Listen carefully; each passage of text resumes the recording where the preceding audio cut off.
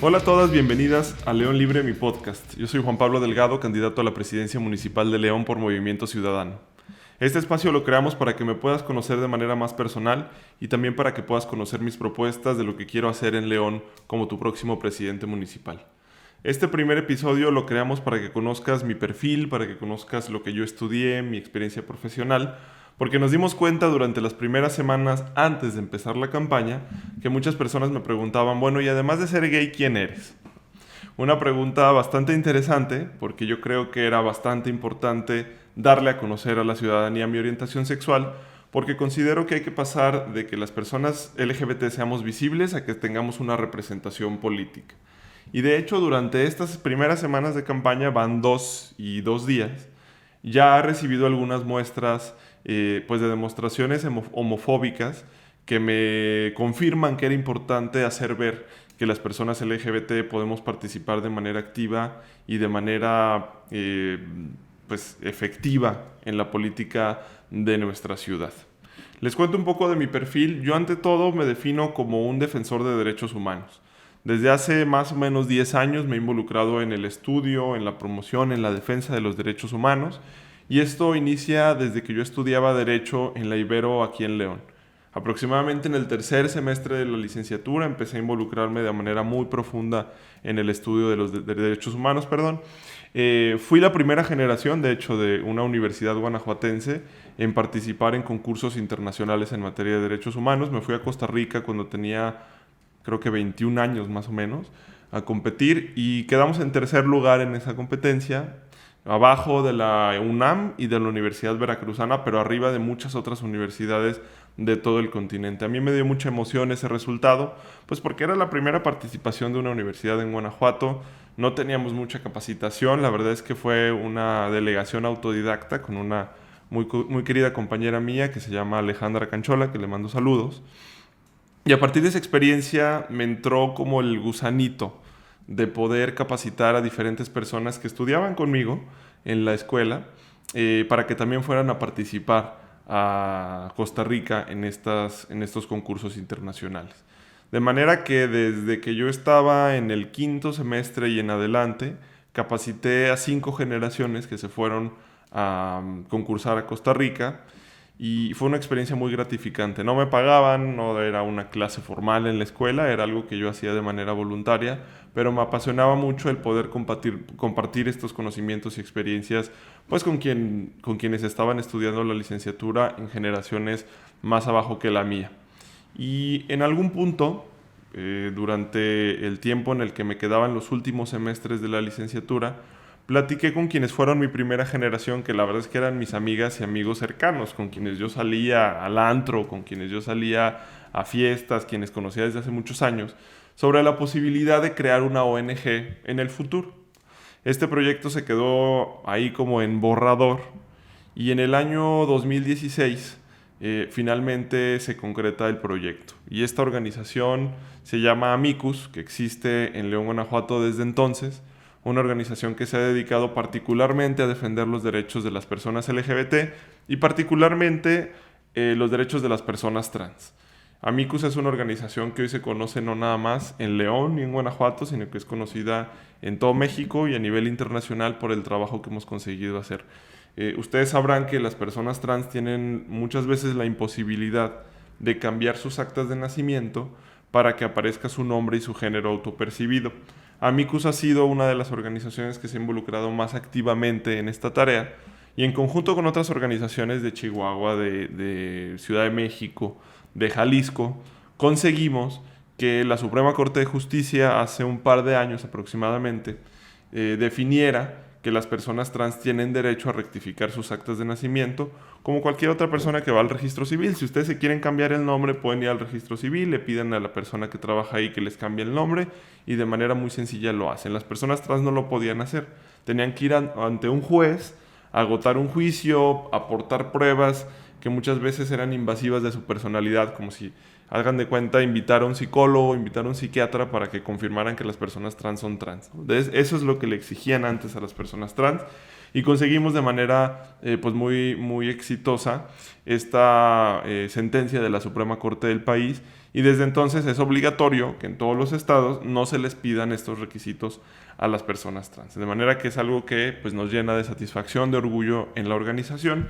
Y eso hizo que la organización creciera en fama, que creciera en prestigio. Un proyecto, por cierto, que empezó desde cero, no teníamos un solo peso de presupuesto, era en realidad un proyecto pro bono, un proyecto que le metíamos todo el corazón, pero pues que no tenía forma de fondearse con ningún tipo de presupuesto. Afortunadamente ahora la organización, después de varios años de operar, cuenta con financiamiento de organizaciones estadounidenses que confían en nuestro trabajo. Entonces, pues ustedes se podrán imaginar que para quienes formamos parte de la organización, que hoy la organización sea sustentable, tenga presupuesto, tenga personal, pues es motivo de mucho orgullo. En la organización, además, y permítanme hacerles el comercial porque es una herramienta muy importante, sobre todo para quienes nos escuchan y son personas LGBT, creamos una plataforma a nivel nacional que se llama Visible.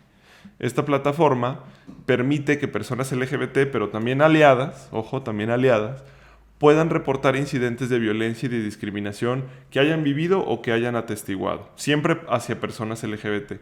¿Esto para qué sirve? Sirve para visibilizar la violencia y la discriminación que vivimos dentro de la comunidad, que las autoridades públicas en nuestro país, y ustedes pónganle el nombre que sea de cualquier gobierno, la verdad es que no lo tomen en cuenta al momento de investigar lo que sucede con las diferentes poblaciones.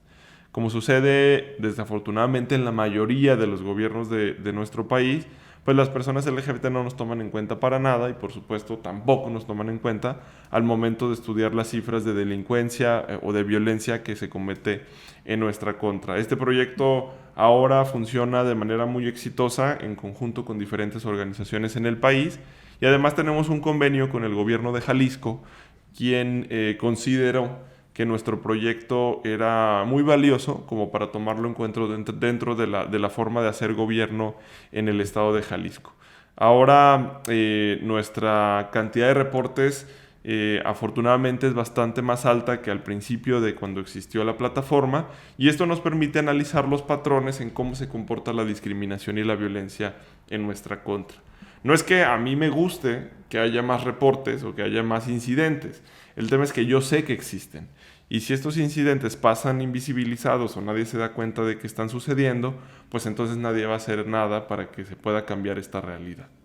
Esa es la historia a grandes rasgos de mi organización, que probablemente sea el proyecto del cual me sienta más orgulloso en mi trayectoria profesional. De hecho, el otro día me preguntaban unos compañeros de una revista digital que cuál era el proyecto del que me sentía más orgulloso a nivel profesional y les dije que, pues por supuesto, la creación de esta organización que ahora tiene esta pues, representación e impacto a nivel nacional y a nivel continental.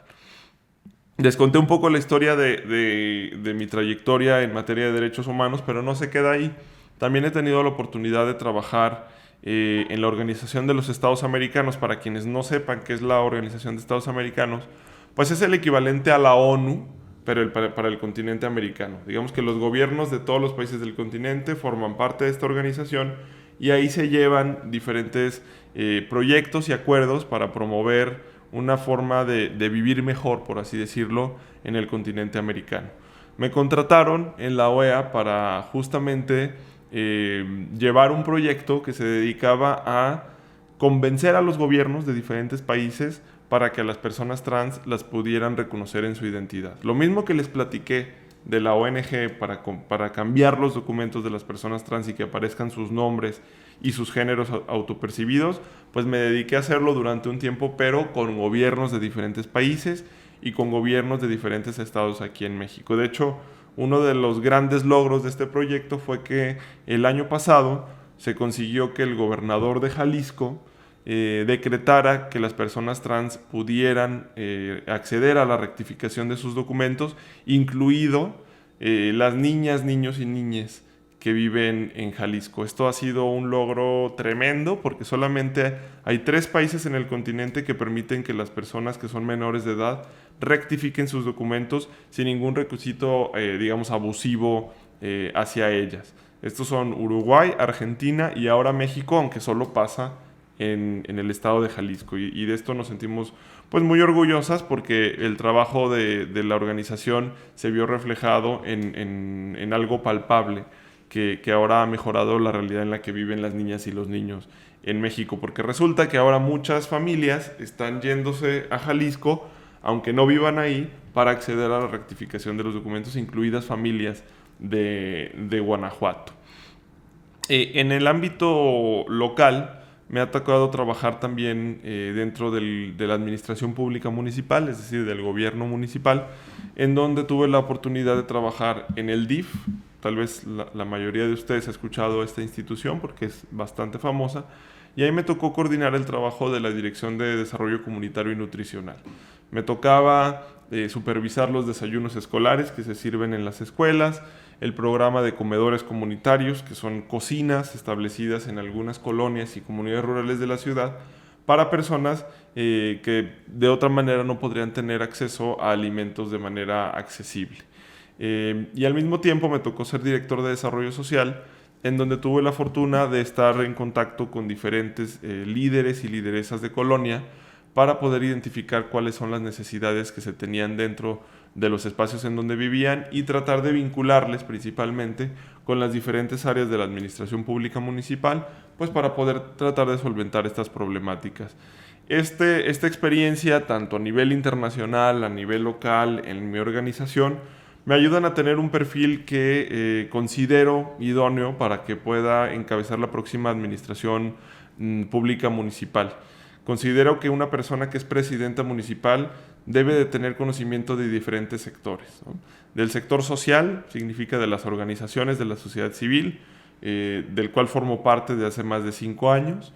Tiene que tener conocimiento de cómo funciona el gobierno, y como les platicaba, yo ya participé en el gobierno municipal, y también tiene que tener conocimiento del área internacional. León es una ciudad de más de 1.7 millones de habitantes, es una ciudad que es próspera en términos económicos, es una ciudad muy importante en el país, digamos en representatividad no solo de población, sino en lo que representa la actividad económica de la ciudad, y necesitamos a fuerza tener relaciones con diferentes espacios, incluidos espacios internacionales. No me es extraña las relaciones internacionales porque, como les platicaba, me dediqué durante un buen tiempo a tener relaciones con gobiernos de diferentes países. Y por otro lado, algo que no les había platicado es que ahora también soy profesor universitario. Doy clases en la Ibero, ahora estoy llevando un seminario de derechos humanos, le mando saludos a mis 13 alumnas y alumnos que ahora llevo en la escuela, y estamos elaborando un proyecto de un informe de derechos humanos que quiere evidenciar la manera en la que funciona una problemática que se está presentando en el país de manera cada vez más recurrente. No sé si han escuchado anteriormente del PIN parental. Pues resulta que en México llega de España un fenómeno que se llama el PIN parental de un partido político ultraconservador en España, que lo que busca es dejarle la posibilidad a las madres y padres de familia de decidir si sus hijos aprenden sobre sexualidad o no.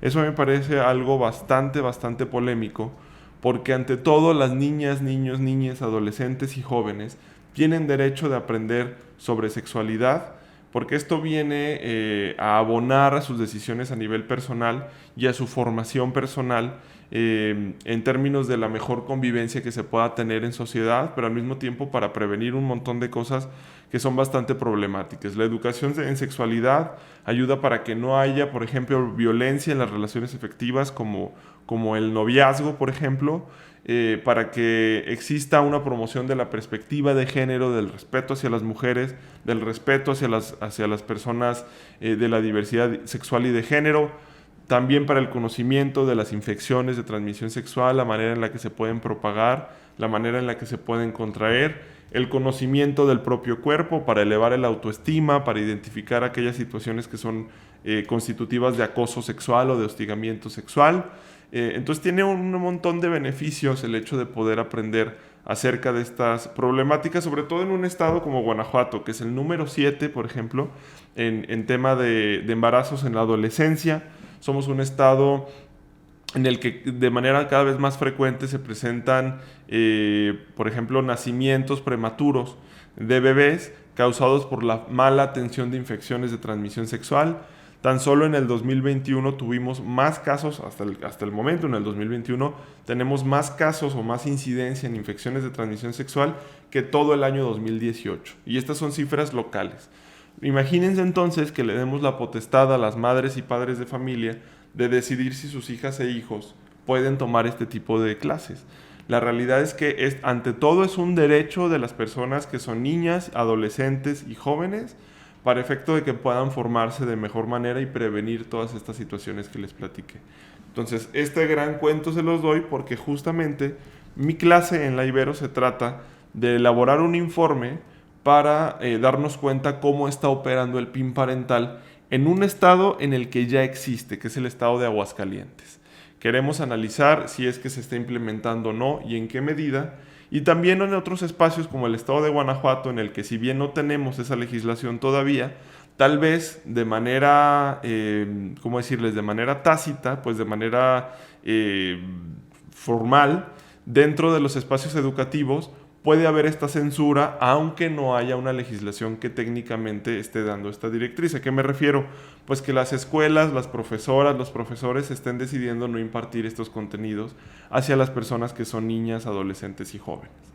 Y bueno, aquí termino un poco con la relatoría de mi experiencia profesional y nada más decirles pues que también en materia académica me he dedicado a formarme de manera muy decidida. Soy licenciado en Derecho por la Universidad Iberoamericana, como ya les había platicado. Tengo una maestría en Políticas Públicas en la Universidad de Georgetown, que es una universidad de mucho prestigio en los Estados Unidos. El programa que yo estudié en Política Pública está en los rankings de las mejores universidades de Estados Unidos y del mundo. Me costó muchísimo trabajo encontrar la posibilidad de estudiar en la universidad, no tanto porque me hayan admitido, porque yo creo que tenemos en León y en Guanajuato talento suficiente como para que nos admitan a muchas personas en las universidades más importantes del mundo, pero muchas veces lo más complicado es tener el financiamiento para poder estudiar. Yo solicité muchas becas, competí para acceder a diferentes premios económicos para efecto de poder estudiar allá. Y la verdad es que les confieso, hasta la fecha tengo todavía una deuda universitaria grande por pagar, que la verdad es que no me representa ningún peso porque uno de mis grandes sueños era poderme formar en una universidad en el extranjero en las cosas que a mí me gustan. Y esto es algo que yo les incentivo a hacer. No necesariamente a que se endeuden, pero sí que estudien en universidades en el extranjero para aumentar la competitividad de nuestra ciudad. Yo logré conjuntar diferentes becas al mismo tiempo para conseguir este objetivo, pero como les digo, todavía tengo algunos financiamientos por pagar, aunque no me arrepiento en lo absoluto. En el momento en el que estudié en Georgetown me di cuenta que estaba haciendo lo correcto, porque llegaría un momento en el futuro, no sabía qué tan rápido, pero en el futuro, en el que tendría la oportunidad de poder presentarme como candidato a la presidencia municipal. La verdad es que lo veía como algo que iba a suceder eventualmente, pero en un futuro todavía un poquito más lejano. Ahora me viene esta invitación del Partido Movimiento Ciudadano y me parece que es una oportunidad que hay que aprovechar. Llevamos más de 30 años con el mismo partido en el poder. Estas personas que cada año se reciclan en las mismas posiciones, ustedes pónganse a analizar, les encargo esta tarea, pónganse a analizar desde el año 2000 y cada 3 años quiénes son los que compiten y las que compiten desde el Partido Acción Nacional por los mismos puestos. Y se van a dar cuenta que las caras aparecen una y otra vez, pero en diferentes puestos. No les interesa si un día son diputadas, regidoras, candidatas a presidencia municipal, a la gubernatura. Lo que les interesa es mantener el poder político, porque manteniendo el poder político mantienen también el poder económico. Y es muy importante que hagamos de lado a estas personas que están acostumbradas a gobernarnos desde hace más de 30 años, tomando decisiones bastante intransigentes, bastante irresponsables, bastante opacas en muchas ocasiones, y que ahora gobiernan simplemente con la costumbre de que van a volver a ganar, y por eso es que nada pasa en nuestra ciudad. Y por otro lado, viene compitiendo una figura que en León es muy conocida, que se llama Ricardo Sheffield, alguien que ya fue candidato a la presidencia municipal, que ya fue presidente municipal y que ahora nos pretende engañar de manera, diría yo, pues irresponsable, diciendo que su ideología ha cambiado. Compite por el Movimiento de Regeneración Nacional, el partido Morena, siendo realmente un panista de convicción y de formación. Pero bueno, yo creo que la mayoría de las personas en la ciudad no nos creemos el cuento de que Ricardo Sheffield ahora es una persona progresista y de avanzada. Por eso les propongo conocer mi perfil, conocer el plan que tenemos para gobernar la ciudad, conocer el equipo de trabajo con el que he construido esta propuesta de gobierno, para que se den cuenta, como ya se están dando cuenta en las diferentes colonias, en los diferentes tianguis, mercados, asociaciones empresariales, que nuestro proyecto es el más serio para gobernar la ciudad. Nuestro proyecto está diseñado con personas expertas en los diferentes temas, porque nos tomamos muy en serio la posibilidad de gobernar la ciudad, algo que no necesariamente ha sucedido con el Partido Acción Nacional. Quienes han gobernado, les soy muy sincero, a través de ocurrencias. No han estudiado cuáles son las problemáticas de nuestra ciudad a fondo, ni les interesa escuchar, ni les interesa estudiarlas. Les interesa mantener el poder político y económico, se ha vuelto una costumbre gobernar, y para nosotras eso debe de cambiar. Por eso les propongo que estudien nuestras propuestas, que analicen las propuestas, por supuesto, de las demás candidatas y candidatos, y que se den cuenta a través de un ejercicio de reflexión que nuestra postura, nuestra propuesta, nuestro perfil es el mejor para gobernar León. Les invito a seguir el podcast en los siguientes episodios, que les platicaré acerca de los diferentes ejes que tenemos en nuestro plan de gobierno, y que nos sigan conociendo, que nos sigan siguiendo en redes sociales, para que se convenzan que somos la mejor oportunidad y la mejor opción para gobernar nuestra ciudad. Que estén muy bien, les mando muchos saludos.